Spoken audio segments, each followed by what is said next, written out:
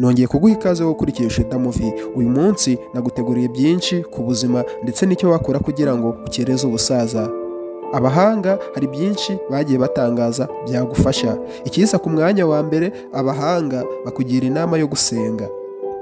Ngo gusenga ngo ni biri muri bimwe bishobora gufasha umuntu nyine kudasaza vuba. Kuko iyo usenga bigabanya stress. Abahanga bagenda bakubwira ko nyine ngo gusenga byibuze buri munsi bishobora gufasha ubwonko kutagira umujagararo.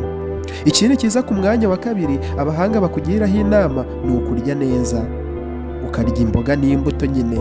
Ngo burya imboga n'imbuto zifasha umubiri ngo mu kwisana. Umubiri wabonye imbuto ushobora gutakaza nyine imyanda mu buryo nyine butangaje.